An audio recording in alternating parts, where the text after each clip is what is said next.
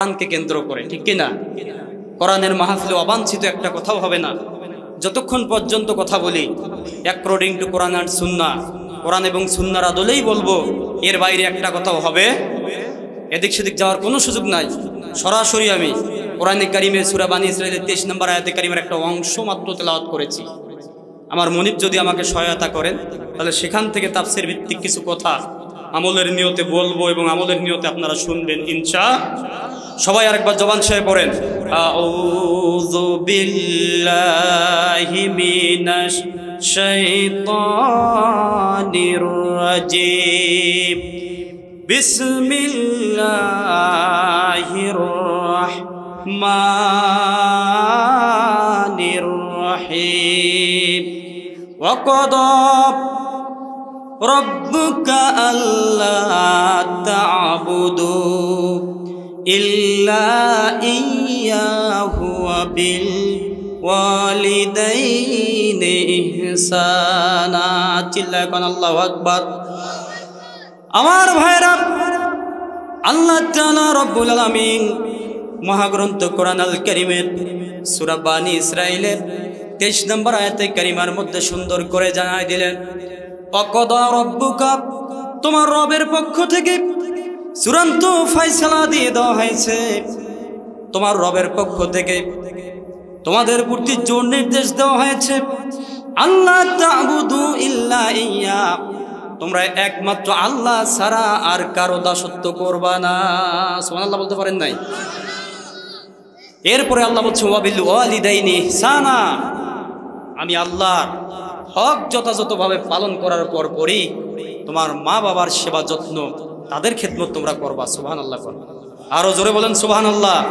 আমার ভাইরা, আমার আজকে তেলাওয়াতকৃত আয়াতটার সামারাইজ, মূল বক্তব্য, সারমর্ম যদি আমি বিশ্লেষণ করি, আলোচনার সামারি দ্বারায়, আলোচনার বিষয়বস্তু দ্বারায় দুইটা, জোরে বলেন কয়টা? একটা হচ্ছে আল্লাহর হক আর একটা মা বাবার হক। আপনারা শুনবেন তো ইনশাল্লাহ? শুনবেন তো ইনশাল্লাহ? একটা তাকবীর দেন তো দেখি, চাঙ্গা হন। লিল্লাহে তাকবীর, লিল্লাহে তাকবীর। বাস, বসে পড়েন একদম নিরিবিলি মন নিয়ে, শয়তানি মন মানসিকতা মাথার থেকে আউট করে দিয়ে আল্লাহর কোরআন বোঝার জন্য ফ্রেশ মন মগজ নিয়ে বসে যান। ইনশাআল্লাহ আপনারা রুহের খোরাক পাবেন ইনশাআল্লাহ। সম্মানিত উপস্থিতি, শুরুতেই আল্লাহ তাআলা রব্বুল আলামিন বলছেন, গোলাম, তোমাদের প্রতি চূড়ান্ত ফয়সালা দিয়ে দেওয়া হয়েছে, তোমরা কি করবা? আল্লাহ তা'বুদু ইল্লা ইয়্যাহ, আমি আল্লাহ ছাড়া আর কারো ইবাদত তোমরা করবা না, আর কারো দাসত্ব করবা না, আর কারো আইন তোমরা মানবা না। কেন আমরা আল্লাহর ইবাদত করব? প্রশ্ন আসে কিনা? কথা বলছেন না কেন? আল্লাহর ইবাদত কেন করব? আল্লাহ তাআলা রব্বুল আলামিন বলছেন, গোলাম, তোমরা মানুষ শুধু না, যত লক্ষ লক্ষ কোটি কোটি মাখলুকাত আমার আছে, সমস্ত মাখলুকাত গুলো আমি আল্লাহর তাসবিহ পাঠ করে, সবাই আমার ইবাদত করে, সবাই আমার কাছে আরাধনা করে। আল্লাহ রব্বুল আলামিন কোরআন আল কারীমের সূরা সফের 1 নম্বর আয়াতের মধ্যে চমৎকার করে জানিয়ে দিলেন, রব্বুল আলামিন বলেন, সাব্বাহা লিল্লাহি মা ফিস সামাওয়াতি ওয়া মা ফিল আরদ ওয়া হুয়াল আজিজুল হাকীম। আল্লাহ রব্বুল আলামিন জানাতে যাচ্ছেন, ও গোলাম, আকাশে যা আছে, জমিনে যা আছে, আকাশ আর জমিন এর মধ্যবর্তী অবস্থানে যা কিছু আছে, সমুদ্রের তলদেশে যা কিছু আছে, তার মানে ছোট্ট পিপিলিকার থেকে শুরু করে হাতি পর্যন্ত, ছোট্ট চুনুপুটির থেকে শুরু করে তিমি মাছ পর্যন্ত, এরপরে আপনার হামিং বার্ড থেকে শুরু করে উট পাখি পর্যন্ত সমস্ত প্রাণীগুলো ইচ্ছায় আর অনিচ্ছায় তাসবিহ করেন কার? আল্লাহ। তোমার এই ধরার মাঝে কত জানা অজানা সৃষ্টি আছে, কেউ নেই তোমার ওই নাম জপে না, তোমার নামের তাসবিহ জপে না, তোমার নামের তাসবিহ জপে না। চিল্লায় কোন মারহাবা। সমস্ত সৃষ্টিগুলো আইন মানে কার? সব সৃষ্টি আল্লাহর আইন মানে, সব সৃষ্টি আল্লাহর হুকুম মানে, আল্লাহর দাসত্ব করে। শুধুমাত্র মানুষ নেমো খারাপ। ইন্নাল ইনসানা লিরাব্বিহি লাকানুত, নিঃসন্দেহে মানুষ নেমো খারাপ। মানুষ যদি নেমো খারাপ না হবে ভাই, মানুষ হয়ে মানুষের আইন কেমনে মানে? কথা বলছেন না কেন? মানুষ যদি আশরাফুল মাখলুকাতই হবে, একটা কুকুর একটা কুকুরের আইন মানে না, কথা বলেন না কেন? আপনি মানুষ হয়ে মানুষের আইন মানেন, কমন সেন্স আপনার নাই? মানে আপনার বিবেকে কি কুত্তায় প্রসাব করে দিছে নাকি?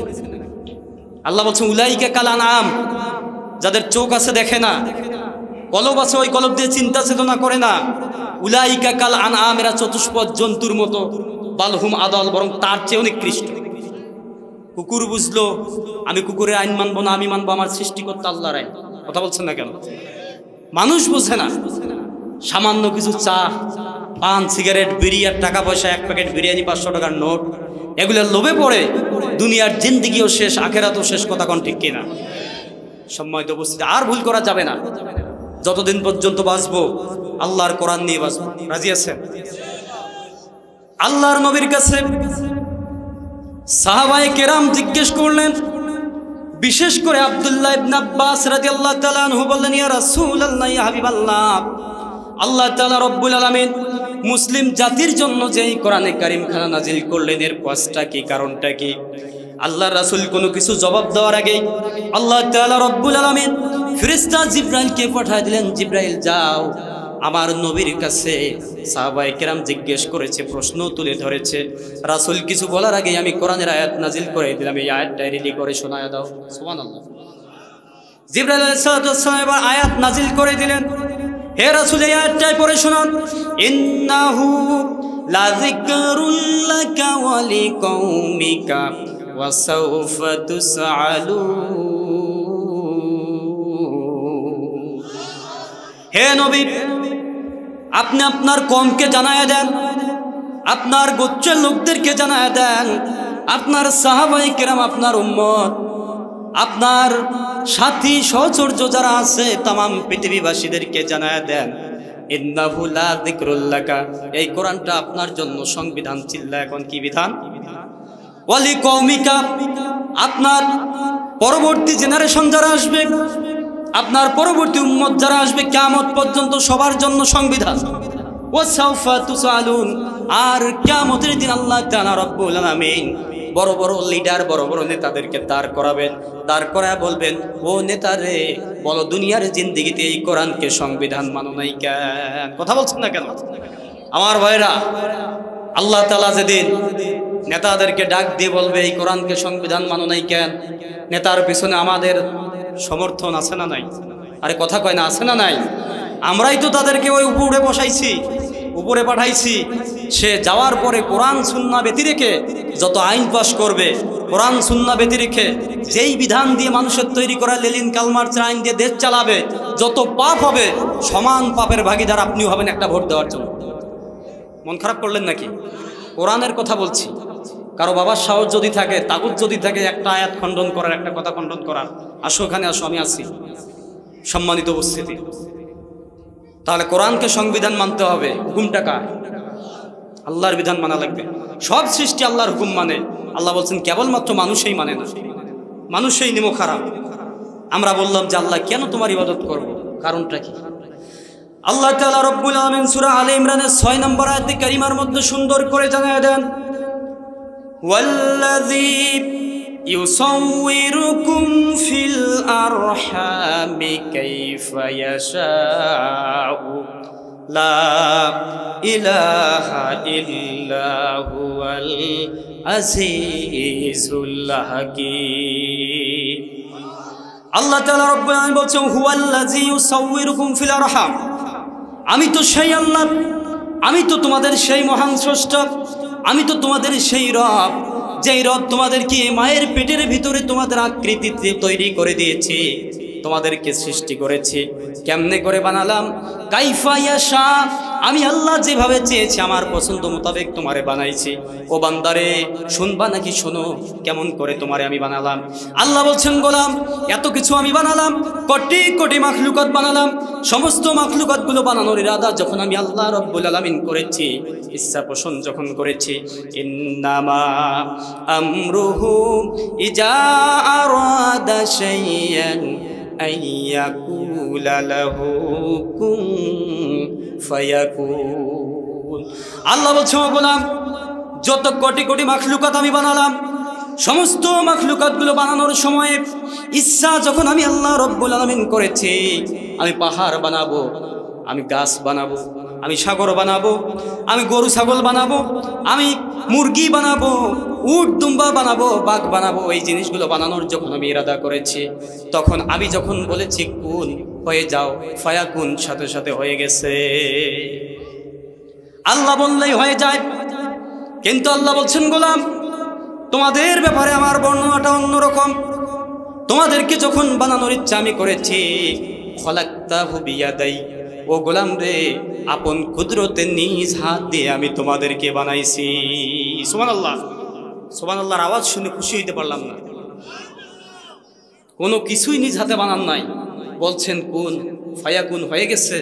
মানুষ আশরাফুল মাখলুকাত, এটারে নিজ হাতে বানালো, আল্লাহর নিজের হাতের ছোঁয়া আমাদের শরীরে, তারপরে সুবহানাল্লাহ কইতে ইচ্ছা করে না। এই জিহ্বা থাকার চেয়ে না থাকাই ভালো। বুঝে থাকলে চিৎকার করে বলেন সুবহানাল্লাহ, আর জোরে বলেন সুবহানাল্লাহ। আমার ভাইরা, আল্লাহ তাআলা রব্বুল আলামিন বলছেন গোলাম মায়ের পেটের ভিতরে তোমারে বানালাম। কেমনে বানালাম বান্দা জানো নাকি?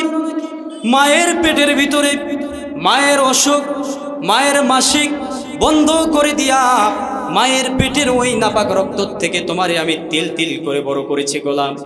মায়ের পেটের সন্তানের কোনো খাবারের বন্দোবস্ত দুনিয়ার কোনো চিকিৎসা বিজ্ঞানী করতে পারে না, কোনো ডাক্তার কবিরাজ হেকিম করতে পারে না। পারে নাকি? মায়ের পেটে সন্তান আছে, কোটি টাকা দেন তো কেউ ওই সন্তানকে খাওয়াতে পারে কিনা? পারবে? আল্লাহ বলছেন বান্দা কি খাবা তুমি? ব্যবস্থা আমি আল্লাহ করেছি। মায়ের অসুখকে বন্ধ করে দিয়া ওই মায়ের নাভির সাথে তোমার নাভির একটা তার লাগায়া দিয়েছি। ওই তারের মাধ্যমে মায়ের শরীর থেকে রক্তগুলোকে তিল তিল করে, ওই রক্তগুলোর মাধ্যমে তোমাকে আমি তিল তিল করে ছোট থেকে বড় করেছি। কন্যা সুবহানাল্লাহ। আল্লাহ বলছে ও গোলাম মায়ের ওই পেটের ভিতরের নাপাক রক্তটা তোমার মুখের মধ্যে আমি রাখতে দেই নাই। মুখের মধ্যে যদি নাপাক রক্ত লাগে তোমার মুখটা অপবিত্র হয়ে যাবে। ও গোলাম রে, এই জন্য নাভির সাথে পাস করে দিলাম আর মুখটাকে পবিত্র রেখে দিলাম। কেন পবিত্র রাখলাম বান্দা জানো নাকি? যাতে করে দুনিয়ায় আসার পরে আমি রবের বানানো এই পবিত্র মুখখানা দিয়া দুনিয়ায় বসে বসে আমি আল্লাহর পবিত্র নামের জিকির করতে পারো। সুবহানাল্লাহ। আরো যেরকম সুবহানাল্লাহ। কষ্ট পাইলেন? মন খারাপ করলেন? চলবে না, শেষ করবেন? কথা করছেন না কেন? রাসূলকে আপন বানাতে হলে সমস্ত তন্ত্র মন্ত্র বাদ দিয়ে, সমস্ত বামপন্থী রামপন্থীদের গালে জুতা পেটা করে আল্লাহর জমিনে একমাত্র আদর্শ নেতা একজনকে মানতে হবে, মুহাম্মাদুর রাসূলুল্লাহ। রাজি আছেন তো ইনশাআল্লাহ? আল্লাহকে আল্লাহ হিসাবে মানতে, কোরআনকে সংবিধান হিসাবে মানতে, আল্লাহকে আইনদাতা হিসাবে মানতে, রাসূলকে আদর্শ নেতা হিসাবে মানতে কারা কারা রাজি আছেন? দুই হাত তুলে আল্লাহরে দেখায় দেন। আল্লাহ কবুল করুক। আরো ধরে কোন আমিন। হাত নামান আমার ভাইরা। এতক্ষণ আমি যা বুঝাতে চাইলাম, আল্লাহ তাআলা যে আমাদের প্রতি এত দয়া করলেন, মায়া করে আমাদেরকে সৃষ্টি করলেন, এগেইনস্টে আমাদের আল্লাহর আইন মানার দরকার আছে না নাই? আর একটু বাড়াবো না, যদিও আলোচনা লম্বা ছিল। মালাকুল মউত আজরাইল দেখলেন না পেছনে সিগন্যাল দিছে, তার মানে টাইম শেষ। তারপর যতদূর বলা যায়, যতদূর টানা যায়, হুজুর আসা পর্যন্ত। কষ্ট পাচ্ছেন? ছেড়ে দেবো নাকি? এরপরে আসেন দ্বিতীয় পয়েন্ট। আল্লাহ বলছেন ওয়াবিল ওয়ালিদাইনি ইহসানা। ও গোলাম, 2 নম্বর দায়িত্ব তোমাদের হলো মা বাবার সাথে ভালো ব্যবহার করবা, সদ্য ব্যবহার করবা, সদাচরণ করবা। চিৎকার করে বলেন সুবহানাল্লাহ।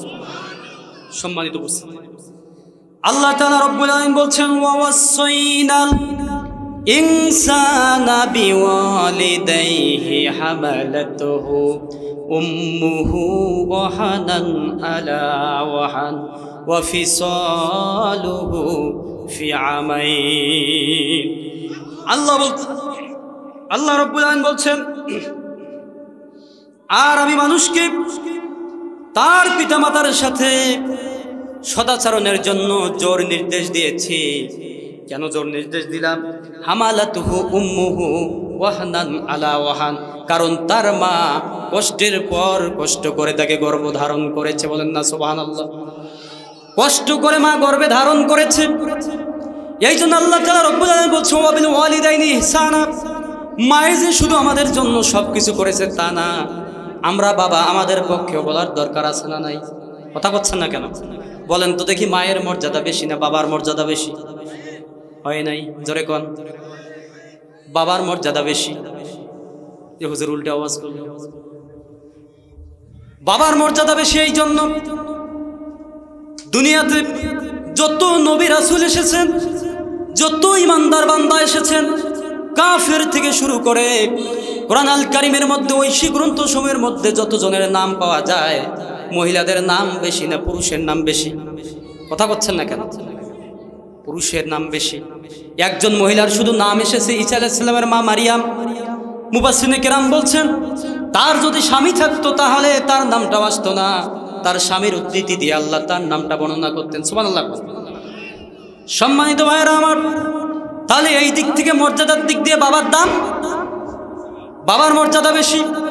কেউ যদি কোথাও যায়, দূরবর্তী কোথাও 2-4-5 কিলোমিটার দূরে গেলে যদি বলে, বাবারে তুই কার সন্তান, বাড়ি কোথায়, মুন্সিরহাট, কার বেটা, অমুকের বেটা, বাপের নাম কইলে চেনে নাকি মায়ের নাম কইলে চেনে? বাপের নাম কইলে চেনে। তার মানে বাপের মর্যাদা দিয়েছেন কে? আরো জোরে বলেন না কেন, দিয়েছেন কে? কিন্তু মায়ের হক বেশি। মায়ের কি বেশি? হক মানে অধিকার। কষ্ট যার বেশি, হকও তার বেশি। মা এমন বেশি, 3টা কষ্ট বাবার চেয়েও বেশি কষ্ট করেছেন, যার কারণে আল্লাহ তাআলা রব্বুল আলামিন মায়ের হক 3 গুণ বেশি বাড়ায় দিয়েছে।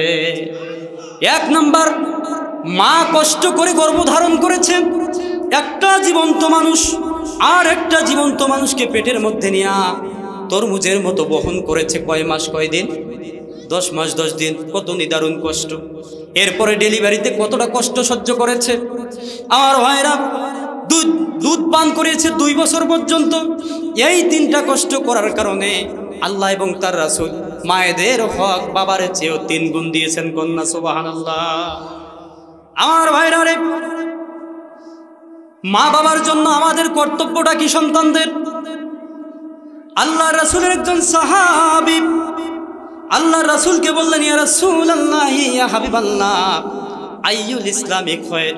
ভালো করে বুঝেন, দিলের কান দিয়ে শোনেন। আল্লাহ রাসূলকে বলা হলো, আইয়ুল ইসলামি খায়র, ইসলামের মধ্যে কোন কাজটা উত্তম? আল্লাহর রাসূল বললেন, আস-সালাতু আলা ওয়াক্তিহা, ইসলামের মধ্যে সবচেয়ে ভালো কাজ হলো সময় মতো নামাজ পড়া। সুবহানাল্লাহ। নামাজ পড়া মানেই কার হক আদায় করা? আরো জোরে কোন না কেন, কার হক? আমরা করি কি? নামাজ তো পড়ি না। নামাজ পড়লেও হুজুর একটু পড়ে যাই, আমার একটু কাজ আছে, এই কাজটা আগে করব তারপর নামাজ পড়বো, বলে কি না?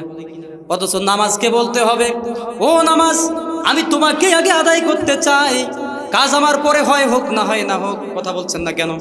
কাজ তো পরেও করা যাবে, নামাজ যত সময় আদায় করার দরকার আছে না নাই? নামাজকে বলো না কাজ আছে, কাজকে বলো আমার নামাজ আছে। নামাজ বিহীন পরপারে কি জবাব দিবে তুমি প্রভুর কাছে? কথা বলেন ঠিক কিনা? আরো জোরে বলেন কথা ঠিক কিনা? নামাজ ছাড়া আল্লাহর কাছে কি জবাব দিবেন? আল্লাহ রাসূল বলছে, আউয়ালু মা ইউহাসাবু বিহিল আবদু ইয়াউমাল কিয়ামাতিস সালাহ। কিয়ামতের দিন সর্বপ্রথম হজের বিচার হবে না, যাকাতের বিচার হবে না, কোনো কিছুর বিচার আগে হবে না। সর্বপ্রথম বিচার শুরুই হবে নামাজ দিয়ে। নামাজে যেই ব্যক্তি পাস, মিনিমাম 1ও যদি পায়, বাদ বাকি সবগুলাতেও যদি 0 পায়, তারপরেও সংখ্যা বাড়বে কিনা? কথা বলছেন না কেন, বাড়বে কিনা? আর কেউ যদি নামাজের হিসাবে 0 পেয়ে যায়, এরপরে যদি কোটি কোটি সংখ্যা বসানে 1-এর সমপরিমাণ হবে না। কথা বলেন? তাই নামাজটাকে ঠিক করা দরকার। নামাজে আপনাকে পাপ থেকে ফেরায় রাখবে যদি নামাজের মতো নামাজ হয়। এইদিকে বলতে গেলেও আবার 2 ঘন্টা সময়ের দরকার, সুযোগ হবে না। মা বাবার সেবা যত্ন করা, আল্লাহর নবী বলেন, কোন বান্দা যদি তার মা বাবার দিকে মহব্বতের নজরে একবার তাকায়, ওই বান্দা বান্দির আমলনামায় আল্লাহ তাআলা রব্বুল আলামিন একটা হজের সওয়াব দিয়ে দেয়। অনেকেই 7 লক্ষ টাকা খরচ করে হজে যায়, 1.5 লাখ 2 লাখ টাকা খরচ করে উমরায় যায়, চাই কি না? হজ যে কবুল হবে তার কোনো গ্যারান্টি আছে? কিন্তু আল্লাহর নবী বলেছেন, কেউ যদি মা বাবার দিকে মহব্বতের নজরে, করুণার নজরে যদি একটাবার তাকায়, আল্লাহ তাআলা রব্বুল আলামিন সাথে সাথে বান্দা বান্দির আমলনামায় হজের সওয়াব লিখে দেয়। নবী করিম সাল্লাল্লাহু আলাইহি সাল্লাম বলেন, কোন বান্দা বান্দি যদি বাবা মাকে সন্তুষ্ট করে একটা সকাল যদি অতিক্রম করতে পারে, আল্লাহ তাআলা রব্বুল আলামিন ওই বান্দা বান্দির জন্য জান্নাতের একটা দরজা খুলে দেয়। কন্যা সুবহানাল্লাহ। আর কেউ যদি বাবা মাকে কষ্ট দিয়ে একটা সকাল অতিক্রম করে, তার জন্য জাহান্নামের একটা দরজা খুলে দেন কে? এই জন্যই তো আল্লাহ রাসূল বলছেন, হুমা জান্নাতুকা হুমা নারু। মা বাবা তোমার জান্নাত, মা বাবা তোমার জাহান্নাম। The satisfaction of the father means that the satisfaction of Allah. The satisfaction of the parent means that the satisfaction of Allah. আল্লাহর নবী বলেন, তোমার বাবার সন্তুষ্টিতে আল্লাহর সন্তুষ্টি। সুবহানাল্লাহ। তোমার মা বাবার সন্তুষ্টিতে আল্লাহর সন্তুষ্টি, মা বাবারও সন্তুষ্টিতে আল্লাহরও সন্তুষ্টি। আমার ভাইরা, মা বাবাকে সন্তুষ্ট করার দরকার আছে না নাই? আরো জোরে কন্যা কেন আছে না নাই? মা বাবাকে গালি দিলে মনে হয় সন্তুষ্টি তার লাভ করা যায়, বউয়ের কথা অনুযায়ী মা বাবাকে পর করে দিলে মনে হয় মা বাবার সন্তুষ্টি পাওয়া যায়। কথা বলছেন না কেন? অনেক যুবক, অনেক লোক এখানে আছেন, বিবাহিত অনেক পুরুষ আছেন, বউকে পাওয়ার পরে মা বাবাকে ভুলে গেছেন। আছে না নাই? আমার ভাইয়েরা, যেই মা বাবা এত কষ্ট করলেন আপনার জন্য, বাবা মাথার ঘাম পায়ে ফেলায়া সন্তানদেরকে মানুষ করলেন, এখান থেকে 10টা টাকা হলে মুমিনপুরের বাজার যাওয়া যায়, 10 টাকা হলেই আসা যায়। বাবা কোনো দিন ভ্যানে চললো না, রিক্সায় চললো না। বাবার মনের কনসেপ্ট, বাবার মনের ধারণা হলো 10-20টা টাকা যদি বাঁচাতে পারি, এই 10-20টা টাকা দিয়ে আমার সন্তানের টিফিনের ব্যবস্থা করতে পারবো। কথা বলছেন না কেন? এমন বাবা আজকে অনেকের নাই দুনিয়ায়। বাবা যার নাই তারাই বোঝে বাবা কি জিনিস। বাবা যদি আপনি কিছু দিতেও না পারে, যতদিন পর্যন্ত বেঁচে থাকবে মাথার উপর বট গাছের মতো ছায়া দেয়। কথা বলছেন না কেন? যাদের নাই তারাই বুঝতে পারছে কত দামি জিনিস তারা হারিয়েছে। কি অবস্থায় আছে আপনার বাবা কবরের মধ্যে, কত কষ্ট করলেন আপনার জন্য, আপনাকে এস্টাবলিশ করে দিলেন। আমার ভাইরা, টাকা পয়সা খরচ করে মানুষের জমিতে কামলা দিয়ে আপনাকে লেখাপড়া শেখালেন, আপনার ফর্ম ফিল আপের টাকা জোগাড় করলেন, রোদে পুড়ে বৃষ্টিতে ভিজে রিক্সা চালায়া চালায়া নিজে না খাইয়া আপনাকে আমাকে মা বাবা পড়াশোনার খরচ জোগালেন। আজকে আমরা প্রতিষ্ঠিত হয়ে সেই মা বাবাকেই ভুলে যাই। অনেকেই আবার আছে যাদের মা বাবা এখন জীবিত নাই, বাবা কবরে, কিভাবে যেন বাবা আছে, বাবার কথা মনে হলেই হৃদয়টা পুড়ে যায়। ঠিক কিনা? বাবা তুমি কেমন আছো ছোট্ট মাটির ঘরে, তোমার কথা হৃদয় মাঝে পড়ছে বারে বারে। বাবা তুমি কেমন আছো ছোট্ট মাটির ঘরে, তোমার কথা হৃদয় মাঝে পড়ছে বারে বারে। বাবা গো বাবা, বাবা গো বাবা, বাবা গো বাবা, বাবা গো বাবা। কত আদর কত স্নেহ তোমার কাছে পেলাম, সব কিছু হারিয়ে আজকে নিঃস্ব হয়ে গেলাম। সুখে থেকো পরম সুখে জান্নাতের ভিতরে, তোমার কথা হৃদয় মাঝে পড়ছে বারে বারে। বাবা গো বাবা, বাবা গো বাবা। আমারও হয় না, অনেকের বাবা আজকে কবরের বাসিন্দা, কথা বলেন ঠিক কিনা? বাবার কথা মনে করে যাদের অন্তরগুলো নরম হয়ে গেল, যাদের চোখের কর্নারে পানি এসে গেল, এই মাহফিল সাক্ষী আল্লাহ তাআলা এই চোখের পানির বদৌলতে বাবা মায়ের কবরের আযাব মাফ করে দিবেন। সুবহানাল্লাহ। সম্মানিত ভাইরা আমার, মা বাবার সাথে রূঢ় আচরণ, খারাপ আচরণ কখনোই করা যাবে না। তাদের সাথে সদাচরণ করতে হবে, তাদের দোয়া নিতে হবে। দুনিয়ার জিন্দেগিতে যদি প্রতিষ্ঠিত হতে চান, সম্মান ইজ্জত যদি পেতে চান, অবশ্যই মা বাবার খেদমত করার দরকার আছে না নাই? আরো জোরে কন্যা কেন, আছে না নাই? হযরত বাইজিদ বুস্তামি রহমতুল্লাহি আলাইহি মা ঘুমাচ্ছিল, হঠাৎ করে ডাক দিল, বাবা বাইজিদ কোথায়? বাইজিদ মায়ের শিউরের মধ্যে চলে গেল। মা বলো, কেন আমাকে ডাক দিয়েছো? মা ডাক দিয়ে বলে, বাইজিদ রে, পানির পিপাসা, এক পেয়ালা পানি কি তুমি আমারে দিতে পারবা নাকি? বাইজিদ দেখলেন কলসির মধ্যে কোনো পানি।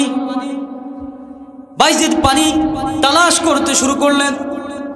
সেখান থেকে দূরবর্তী একটা জায়গার মধ্যে গিয়ে পানি নিয়ে আসলেন কলসি ভরে।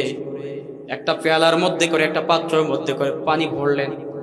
মায়ের কাছে গেলেন, মাকে পানির গ্লাসটা দিবেন। তাকা দেখে মা জননী আর জেগে নাই, মা জননী ঘুমায় গেছে। বাইজিদ চিন্তা করলো, যদি মারে ডাক দেই, মায়ের ঘুমের ব্যাঘাত সৃষ্টি হয়ে যাবে, মায়ের মাথা ব্যথা শুরু হতে পারে, মায়ের মাথাটা ঘুরতে পারে, মায়ের মাথাটা ঝিমঝিম করতে পারে, অসুবিধা লাগবে। তাহলে কি করা যায়? আমি যদি গিয়ে ঘুমাই, আবার যদি মা পানি চাই, কষ্ট পেয়ে যাবে। বাইজিদ ছোট্ট মানুষ, সারা রাত আর ঘুমালো না, মায়ের শিওরে দাঁড়িয়ে থাকলো।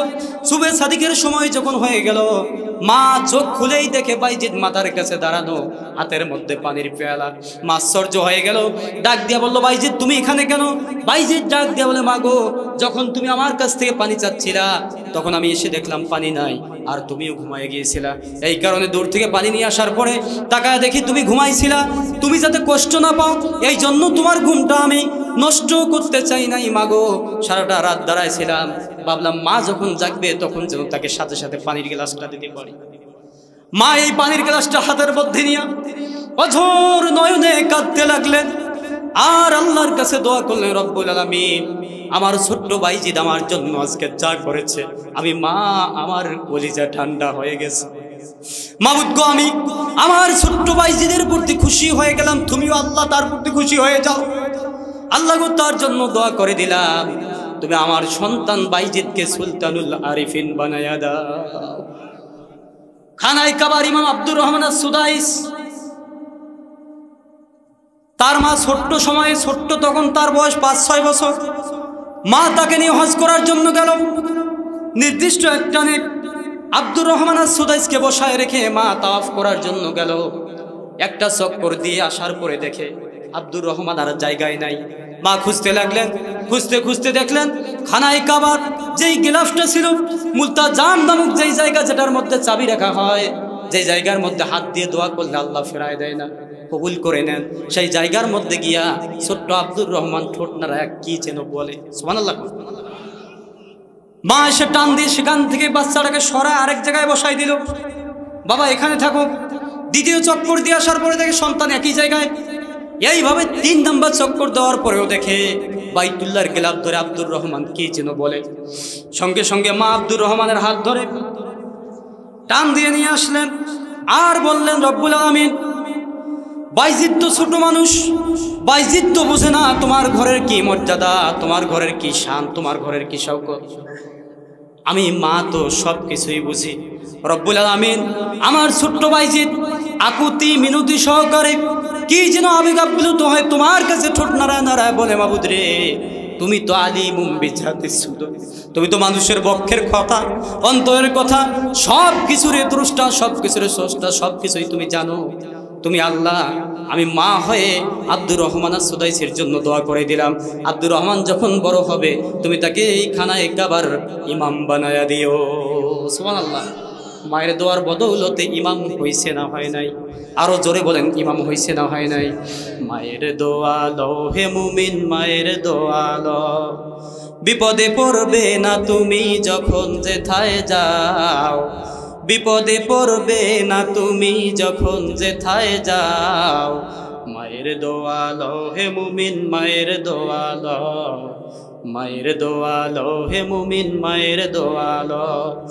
মায়ে যখন দোয়া করে চলে যায় খোদার আরশ পারে, সাথে সাথে কবুল হয়ে ফল যে তুমি পাও। মায়ের দোয়া লও হে মুমিন, মায়ের দোয়া লও, মায়ের দোয়া লও হে মুমিন, মায়ের দোয়া লও। লিল্লাহে তাকবীর, লিল্লাহে তাকবীর।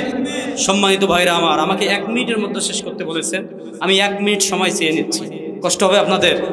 1 মিনিটেই শেষ করে দেব। বক্তারা আছে, অতিথিরা আছে, অন্য কোনো মাহফিলে যদি সুযোগ হয় আমার ভিজিটিং কার্ড আছে, নিয়ে যাবেন। আমি ইনশাআল্লাহ যথাসাধ্য ভলিউম বাড়াই দাও। إن الحمد لله الأكرم الذي خلق الإنسان وكرم وعلمه من البيان ما لم يعلم،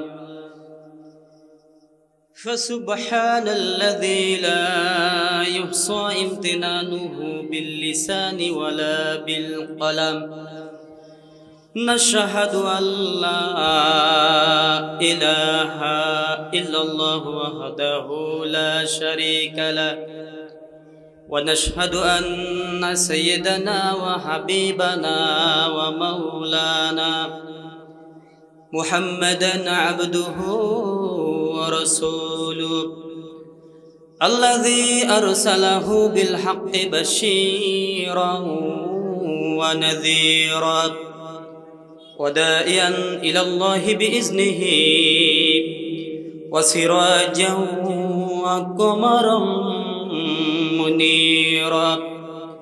أما بعد فقد قال الله تعالى في كلامه المجيد وفرقانه الحميد. সবাই পড়েন أعوذ بالله من الشيطان الرجيم بسم الله الرحمن الرحيم. وقضى ربك ألا تعبدوا إلا إياه وبالوالدين إحسانا. وقال تعالى في شان رسول الله صلى الله عليه وسلم إن الله وملائكته يصلون على النبي يا أيها الذين آمنوا صلوا عليه وسلموا تسليما. اللهم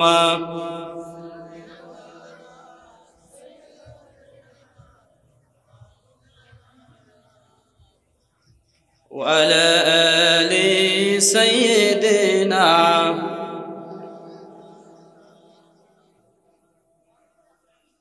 নবী নবী করে আর কত কাল আমি কাঁদব, নবী নবী করে আর কত কাল আমি কাঁদব। আপন নয়নে কবে জানি, আপন নয়নে কবে জানি প্রিয় নবীকে আমি দেখব, নবী নবী করে কত কাল আমি কাঁদব আল্লাহুম্মা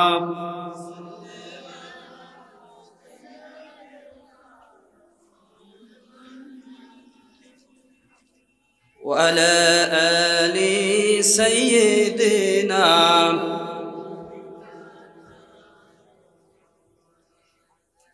সপ্তশ্রী ফাউন্ডেশনের উদ্যোগে তৃতীয় বার্ষিকী তাফসীরুল কোরআন মাহফিলের সম্মানিত সুযোগ্য সভাপতি জনাব আলহাজ মোহাম্মদ জুয়েল রানা, বিশিষ্ট ব্যবসায়ী ও সমাজসেবক, ঢাকা, উনি উপস্থিত আছেন। আল্লাহ তাআলা রব্বুল আলামিন প্রিয় ভাইকে কোরআনে কারিমের মাহফিলের সভাপতিত্বের বরকতে তার ইহকালীন জিন্দিগির সমস্ত গুনাহগুলো মাফ করে দিয়ে পরকালীন জিন্দিগিতে নাজাতের মাধ্যমে যেন উত্তম জান্নাত, জান্নাতুল ফেরদৌসের মালিক বানায় দেন। সকলে বলেন আমিন। আরো জোরে চিল্লায় এখন আমিন। আজকের মাহফিলের সভাপতিদের চেহারা তো এরকমই হওয়া দরকার, কথা বলছেন না কেন? বিগত দিনে আমরা দেখেছি আহারে কোরআনের মাহফিলের সভাপতি কোরআনে কারিমের নামটাকে কলুষিত করে দিচ্ছিল তারা।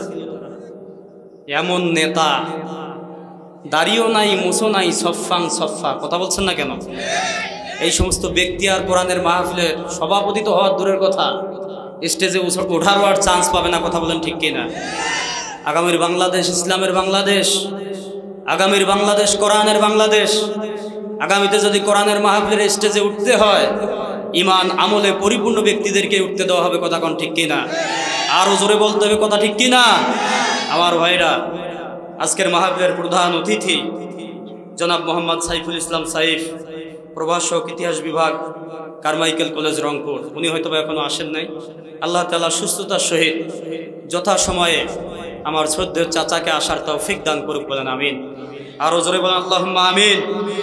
আমার পূর্বেই কথা বলেছেন এলাকার কিছু কৃতি সন্তান, তারা যতটুকু বলার চেষ্টা করেছেন সাধ্যমতো, আল্লাহ তাআলা তাদের কথাগুলোকেও বক্তা শ্রোতা উভয়কে আমল করার তৌফিক দান করুক। আরো ধীরে কোন আমিন। আমার আগেই কথা বলেছেন আমার অত্যন্ত স্নেহের, আমার স্নেহস্পদ ভাতিজা জনাব মোহাম্মদ আবু নোমান। শুরুতেই তার এটা বয়ান, সে যখন আজকে কথা বলতে এসেছে, এই পরিস্থিতিটা 2018 সালে আমি ফেস করেছিলাম। তার মানে 18, 19, 20, 21, 22, 23, 24, 25, আপনাদের দোয়ায় আমার বক্তৃতার বয়স 8 বছর, আলহামদুলিল্লাহ বলেন। মানুষ ছোট ছোট থেকেই তিল তিল করে বড় হয়, ঠিক না বেঠে? তাকে আর একটু বেশি সময় দেওয়ার দরকার ছিল। যাই বা হোক, উদীয়মান তরুণ আলোচক, বিভিন্ন জায়গায় কথা বলার সুযোগ হয়তো বা পাবে। আল্লাহ তাআলা তার জেহেন শক্তি, মেধা শক্তি যেন খুলে দেন, সকলে বলেন আমিন। আমার পরেই আসবেন হযরত মাওলানা অধ্যাপক মুজিবুর রহমান স্যার। তার সাথে বেশ কিছু প্রোগ্রামে আমার বক্তা হওয়ার সুযোগ হয়েছে। গত পরশু দিনেও দোলাপাড়াতে আমি বক্তা ছিলাম, ভাইও বক্তা ছিল। আজকে আল্লাহ তাআলা একই প্যান্ডেলে দুই ভাইকে বক্তা হওয়ার তৌফিক দিয়েছেন, বলি আলহামদুলিল্লাহ। আর একটু জোরে বলেন না আলহামদুলিল্লাহ। সম্মানিত ভাইরা আমার, এছাড়াও পোস্টারের মধ্যে যতগুলো নাম আছে এবং পোস্টারের বাইরে আপনারা যারা এসেছেন, আমার সামনে বসা পিতৃতুল্য মুরব্বী বাবাজিরা, স্নেহের কচিকাচারা, আমার যুবক তরুণ নওজওয়ান ভাইয়েরা, পর্দার আড়ালে অবস্থানরত আমার মা ও বোনেরা, আলোচনার সূচনায় আনুষ্ঠানিকতার মধ্য দিয়ে আমার পক্ষ থেকে আবারও হৃদয় নিংড়ানো, প্রাণ উজাড় করা সালাম, আসসালামু আলাইকুম ওয়া রাহমাতুল্লাহ। সম্মানিত উপস্থিতি, জানতে চাচ্ছি আপনারা সবাই কেমন আছেন? আলহামদুলিল্লাহ, আমিও ভালো আছি, কিন্তু সাময়িকভাবে একটু আমার মনটা খারাপ। আমার মনটা কি আপনারা ভালো করতে চান? ভালো করতে চান? আমি আশা রাখছি যদি আমি আলোচনা শুরু করে দিই অনেক লোকজন চলে আসবে, কিন্তু আপনারা যেই সিস্টেমে বসছেন পেছন দিক দিয়ে দেখা যাচ্ছে যে প্যান্ডেল পরিপূর্ণ, লোকজন আর বসার জায়গা পাবে না। আপনারা একটু মেহেরবানি করে আরেকবার উঠে এসে সামনে বসবেন, এই সহযোগিতাটুকু আমাকে করতে পারবেন তো ইনশাল্লাহ? পারবেন তো ইনশাল্লাহ? আরেকবার ওঠেন তো, লিল্লাহে তাকবীর। সবাই দাঁড়ান, কেউ বসে থাকবেন না, সবাই ওঠেন, লিল্লাহে তাকবীর। কালিমা পড়েন আর আসেন, লা ইলাহা। একদম সামনে আসেন, কেউ বসে থাকবেন না। আল্লাহ দেখছে, আল্লাহ তুমি দেখো। 30 সেকেন্ড সময় দিলাম, যে উঠবে না ওর কোমর জন্মের তরে ফেলাই দিও। সকলেই চলে আসেন। লা ইলাহা, জোরে লা ইলাহা। আকাশের নীলে নীলে, হাওয়ার তালে তালে, ওই নামেরই গান শোনা যায়, ওই নামেরই গান শোনা যায়। ইনিল হুকুমু ইল্লা লিল্লাহ, লা ইলাহা, জোরে লা ইলাহা, লা ইলাহা ইল্লাল্লাহু মুহাম্মাদুর রাসূলুল্লাহ সাল্লাল্লাহু। কষ্ট পাইলেন প্রিয় ভাইরা? মন খারাপ করলেন? কেউ মন খারাপ করেন নাই? হাত তোলেন দেখি কে কে মন খারাপ করছেন। মন খারাপ করছেন? ঝোঁকের তালে উঠে গেছে, তাই না? আমরা যারা আসতে পারলাম, বসতে পারলাম, খুশি না বেজার? অল্প না বেশি? একবার আল্লাহ শুকরিয়া আদায় করেন তো আলহামদুলিল্লাহ। আরো জোরে বলতে হবে আলহামদুলিল্লাহ, আর উচ্চ আওয়াজে বলেন আলহামদুলিল্লাহ। নবীর প্রতি দরুদ ও সালাম, যেই নবী সাইয়্যিদুল কাউনাইন, খতামুন নবিয়্যিন, রহমতুল লিল আলামিন, বিশ্ব নেতা, সেই রাসূলের প্রতি সংক্ষিপ্ত আকারে দরুদ ও সালাম প্রেরণের লক্ষ্যে সবাই একবার বলেন সাল্লাল্লাহু। সম্মানিত উপস্থিতি, আজকের মাহফিলটা কোরআনকে কেন্দ্র করে, ঠিক কিনা? কোরআনের মাহফিলে অবাঞ্ছিত একটা কথাও হবে না যতক্ষণ পর্যন্ত কথা বলি। একদম আপনাদেরকে কোরআন থেকে আলোচনা শোনানোর চেষ্টা করব ইনশাআল্লাহ। আমি হলেই তো আর কাউকে আমার মনে হয় না যে লাগে। 3 ঘন্টা 4 ঘন্টা বক্তৃতা করার মতো এবিলিটি আল্লাহ আমাকে দিয়েছে। আপনাদের দোয়া আর মা বাবার দোয়া আল্লাহর খাস রহমত, আলহামদুলিল্লাহ। কষ্ট পাচ্ছেন? আমি শুধু আপনাদেরকে বলতে চাই, মা বাবার খেদমত যদি আমরা করি, অনেক আলোচনা ছিল বলতে পারলাম না। মা বাবার খেদমত যদি আমরা করতে পারি, তাদের সেবা যদি করতে পারি, আল্লামা আশরাফ আলী থানভী রহমতুল্লাহ আলাই কোরআন হাদিস ঘেটে ঘেটে আমাদের জন্য 5টা উপকারিতার কথা বলেছেন। আমি কি বলবো? ব্যাখ্যা করব না, শুধু সামারাইজ, মূল বক্তব্যগুলো বলে যাই। 1 নম্বরে আশরাফ আলী থানভী রহমতুল্লাহ আলাই বলেন, কেউ যদি মা বাবার সেবা করে, মা বাবার কেয়ার নেয়, তাদেরকে কষ্ট না দেয়, আল্লাহ তাআলা রব্বুল আলামিন ওই বান্দা বান্দের নেক হায়াত বাড়া দেয়। চিল্লায় বলেন সুবহানাল্লাহ। 80 বছর, 90 বছর, 100 বছর হায়াত দিয়ে আল্লাহ তারে ধন্য করে। 2 নম্বরে বড় কোনো বিপদ থেকে আল্লাহ তারে উদ্ধার করে। আল্লাহ লিখে রাখছে আপনার মাথায় ঠাটা পড়বে। আপনি বাইরে গেছেন, মা দেখতেছে আমার সন্তানটা বাড়িতে নাই। আব্দুর রহমান রিকশা নিয়ে গেছে, মাঠে কাজ করতে গেছে, মাহফিলে গেছে, আমার সন্তানটা ওয়াজ করার জন্য গেছে। ও আল্লাহ, বিজলি চমকাচ্ছে, জানি না আমার সন্তানটা কি হালতে আছে, আসল পেতে দিলাম, আমার সন্তানের জানটা ভিক্ষা চাই। আল্লাহ, তুমি আমার সন্তানকে সুষ্ঠুভাবে, সুন্দরভাবে, নিরাপদে আমি মা আমার বুকে ফেরাইয়া দাও। সুবহানাল্লাহ বলতে ইচ্ছে করে না? ফেরেশতা ডাক দিয়ে বলে, রব্বুল আলামিন ওর মাথায় ঠাটা ফেলাইতে বলছিলাম, মা যে দোয়া করে ব্যারিকেড দিয়ে দিছে, করবোটা কি? আল্লাহ বলে, ফেরেশতা ওই সন্তানের মাথায় এইটা ফেলানোর আর কোনো প্রয়োজন নাই, তার মায়ের দোয়া মিসাইলের মতো আমি আল্লাহ কবুল করে নিয়েছি। ঠাটাটা অন্য কোথাও গিয়ে একটা তাল গাছ কিংবা নারিকেল গাছের উপরে ফেলায় সন্তান বেঁচে যায়, মা বাবার খেদমতের বদৌলতে। 3 নম্বরে আল্লাহ তাআলা তার ইজ্জত সম্মান বাড়ায় দেয়। আমার ভাইরা, আজকে এই চেয়ারে বসতে পেরেছি, সভাপতি সাহেব এই চেয়ারে বসতে পেরেছেন, মা বাবার দোয়া যদি না থাকতো কোশ্চিনকালেও এই চেয়ার আমাদের জন্য শোভা পেত না। সম্মানিত উপস্থিতি, 4 নম্বর, আল্লাহ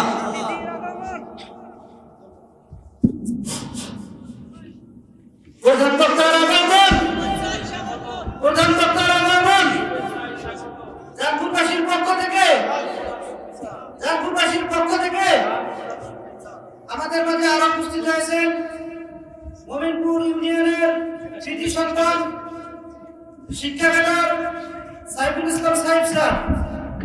আমাদের মোমিনপুরের একমাত্র কৃতি সন্তান সাইফুল ইসলাম সাহেব স্যার, মোমিনপুরবাসীর পক্ষ থেকে লাল গোলাপ শুভেচ্ছা। প্রধান অতিথি মোমিনপুরবাসীর পক্ষ থেকে প্রধান অতিথি আগমন। লিল্লাহি তাকবীর। সম্মানিত ভাইরা আমার, বলতেছিলাম 4 নম্বর, আল্লাহ তাআলা ওই সন্তানকে হজ করার তৌফিক দান করেছিল। কিরে মাইকে কি হলো? 4 নম্বর প্রতিদান হলো আল্লাহ ওই সন্তানকে হজ করার তৌফিক দান করেন। 5 নম্বর, হায়াত যখন শেষ হয়ে যাবে, মা বাবার যারা খিদমত করেছে, মা বাবাকে যারা সন্তুষ্ট করতে পেরেছে, আল্লাহ তাআলা ওই ব্যক্তির জন্য কালেমা নসিব করেন, ইমানদারের মৃত্যুবরণ করার সৌভাগ্য ওই ব্যক্তি লাভ করে। আরো জোরে বলতে ইচ্ছে করে না সুবহানাল্লাহ? আল্লাহ তাআলা রব্বুল আলামিন দুনিয়াতে এই সুযোগ সৌভাগ্যগুলোর থেকে আমাদেরকে যেন বঞ্চিত না করেন, এটার জন্য মা বাবার যথেষ্ট কেয়ার নেওয়ার দরকার। আল্লাহ যেন নেওয়ার তৌফিক দান করে, বলেন আমিন। আরো জোরে বলেন আমিন, আরো জোরে বলেন আমিন। কমিটির ভাইরা কোথায় কোথায়?